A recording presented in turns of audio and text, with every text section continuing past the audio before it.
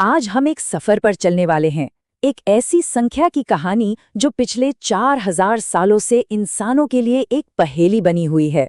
ये कहानी एक रिले रेस की तरह है, जहां मशाल एक सभ्यता से दूसरी तक, एक महान दिमाग से दूसरे तक पहुंचती रही। तो चलिए इस रेस में शामिल होते हैं। जरा सोचिए, बस एक नंबर जो हमारे यूनिवर्स के सारे राज, सारे नियम अपने अंदर छिपाए हुए हैं। ये सिर्फ मैथ्स नहीं है, ये एक ऐसा कोड है जो हमारे वजूद के ताने बाने में ही बुना हुआ है। और पता है सबसे कमाल की बात क्या है? ये नंबर हर जगह है। ये किसी पहिए के एक चक्कर में है, किसी आंख की पुतली की गोलाई में है, और यहाँ तक कि ग्रहों के अपने तारों के चारों ओर घूमने के रास्ते में भी ये एक यूनिवर्सल कांस्टेंट है। तो चलिए कहानी की शुरुआत करते हैं आज से कोई 4000 साल पहले। ये रेस किसी लैब में नहीं, बल्कि हमारी रोजमर्रा की जरूरतों से शुरू हुई। हाँ, ये जानकर शायद हैरानी हो कि पाई के पहले खोजकर्ता कोई बड़े बड़े स्कॉलर्स नहीं थे, बल्कि वो कारीगर थे जिन्हें बेहतर पहिए बनाने थे। उन्होंने ही सबसे पहले ये नोटिस किया कि हर सर्कल में, चाहे वो छोटा हो या बड़ा, एक खास रिश्ता होता है। सोचिए, बिना किसी मॉडर्न टूल के ये पुरानी सभ्यताएं पाई की वैल्यू के कितने करीब पहुंच गई थी।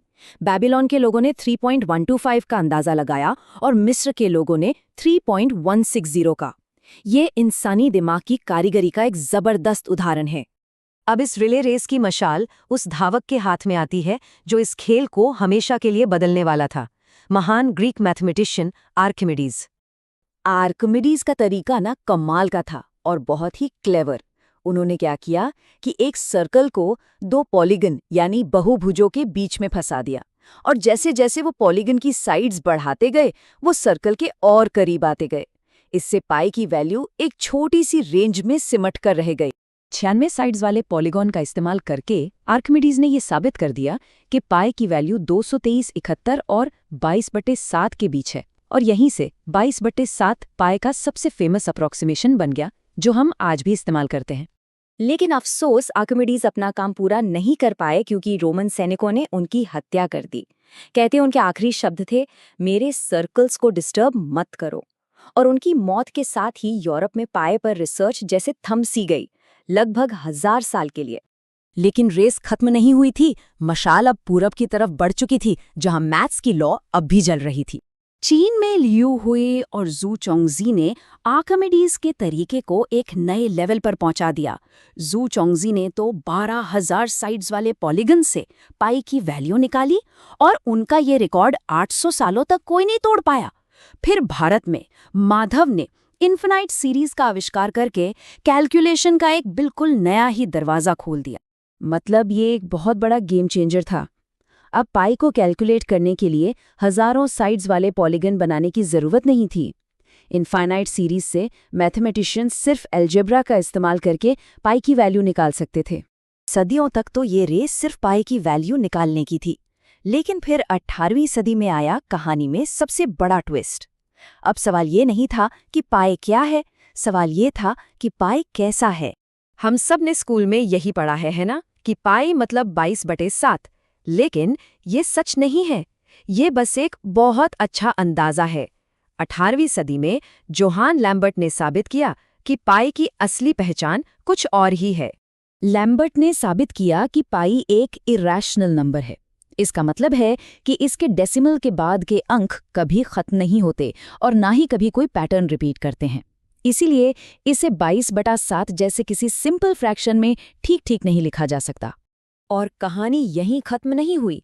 19वीं सदी में फर्डिनेंड वॉन लिंडमैन ने साबित किया कि पाई सिर्फ इरैशनल ही नहीं, ट्रांसेंडेंटल भी है। आसान भाषा में कहें तो ये अलजेब्रा के आम नियमों से भी परे है, मतलब और भी ज्यादा रहस्यमयी। तो चलिए अब इस रिले रेस के आज के दौर में आते हैं, जहां ये मशाल इंसानों से होकर सुपर कंप्यूटर्स तक पहुंच गई है। आज की तारीख में हम पाई के 105 ट्रिलियन से भी ज्यादा डिजिट्स कैलकुलेट कर चुके हैं। ये इतना बड़ा नंबर है कि इसे सोचना भी मुश्किल है, पर यह हमें एक बहुत जरूरी सवाल पर लाता है। अब यहाँ एक सवाल उठता है, अगर नासा को रॉकेट भेजने के लिए सिर्फ 15 डिजिट्स चाहिए और पूरे यूनिवर्स को नापने के लिए सिर्फ 40, तो फिर हम खरबों डिजिट्स क्यों कैलकुलेट कर रहे हैं? क्यों? तो इसके पीछे असल में 3 बड़ी वजह हैं। 1. ये सुपर कंप्यूटर्स के लिए एक बेंचमार्क टेस्ट जैसा है। 2. पाई के डिजिट्स परफेक्ट रैंडम होते हैं, जो क्रिप्टोग्राफी यानी डेटा को सिक्योर करने के लिए बहुत काम के हैं। और तीसरी और शायद सबसे अहम वजह, हमारी जानने की जिद। ये इंसानी फितरत की कहानी है। हम पहाड़ चढ़ते हैं क्योंकि वो वहाँ है, और हम पाई को कैलकुलेट करते हैं क्योंकि वो वहाँ है। जैसे 2006 में अकीरा हारागुची ने मेमोरी से पाई के 1,00,000 डिजिट सुना दिए थे। क्यों? बस इसलिए कि वो ऐसा कर सकते थे। तो आखिर में पाई की कहानी सिर्फ एक नंबर की कहानी नहीं है। ये तो 4000 साल की इंसानी जिद, उसकी जिज्ञासा और ज्ञान की तलाश की कहानी है। ये एक ऐसी रेस है जिसकी कोई फिनिश लाइन नहीं है, और शायद यही बात इसे इतना खूबसूरत बनाती है।